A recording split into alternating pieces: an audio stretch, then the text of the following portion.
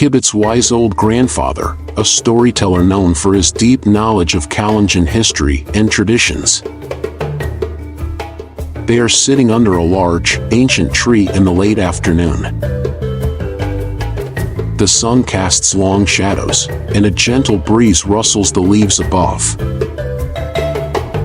Arap Cheboy is seated on a three-legged wooden stool, while Kibit sits cross-legged on the ground, his eyes wide with anticipation. Grandfather, you promised to tell me about how we, the Kalenjin, came to live in these highlands. You said we came all the way from Misri. How did that happen? Or Kibit, you're always so eager to hear the old stories. Yes, I promised, and a promise must be kept. So, listen closely, my boy, for this is the story of how our people journeyed from the distant land of Misri to the beautiful highlands we now call home. I'm listening, grandfather. Tell me everything you remember. I am taking notes in my mind. A long time ago, our ancestors lived in a land far to the north, a place known as Misri. It was a land of great rivers, tall pyramids, and endless fields of crops. Life there was prosperous, and the people were skilled in many arts, farming, herding, and building. But despite the riches of Misri, our people began to feel that something was missing. The land was crowded, and there were many conflicts among the different tribes. The elders of our people knew it was time to seek a new home, a place where they could live in peace, raise their cattle, and follow the ways of our ancestors. What made them leave Misri, grandfather?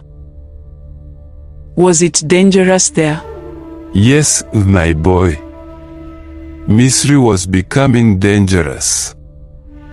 The Nile, which had given life to Misri, began to flood more frequently, and the lands became less fertile. There were also wars, and the once great unity among the people began to crumble. Our ancestors knew that if they stayed, they might lose their way of life. So, guided by the wisdom of the elders and the blessings of Asis, the Creator, our people decided to leave Misri. They gathered their belongings, their cattle, and their children, and set out on a journey to the south, where they hoped to find a new land. How did they know where to go? It must have been such a long journey. Indeed, it was a long journey, Kibit. But our ancestors were strong and determined.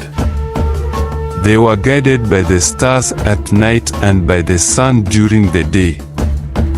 The elders consulted the spirits and listened to the wind, the animals, and the earth, which spoke to them in ways we can hardly imagine today. One of the most challenging parts of the journey was crossing the mighty Nile River.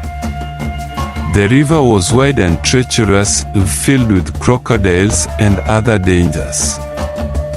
But our people were clever. They built large rafts from the reeds that grew along the river banks and used these to ferry themselves and their cattle across. It took many days and nights, but they were determined to reach the other side. Wow, grandfather. They must have been so brave. What happened after they crossed the Nile? Brave, yes. After crossing the Nile, they continued southward. They passed through lands that were both welcoming and hostile. Sometimes they found lush pastures where they could rest and graze their cattle. Other times, they had to defend themselves from wild animals or unfriendly tribes. But through all these challenges, they never lost hope. They knew that Assis was watching over them, guiding them to the land that was meant for them. After many moons of travel, they finally reached the highlands, this very land where we now sit. The air was cool and fresh, the rivers were clean, and the soil was rich. The elders knew immediately that this was the home they had been seeking. So, this is the land they found after such a long journey. But how did they know it was the right place? They knew Kibit because everything here was just as they had dreamed. The land was perfect for their cattle, the hills provided protection, and the valleys were fertile for growing crops. The people felt a deep connection to this place, as though they had always belonged here.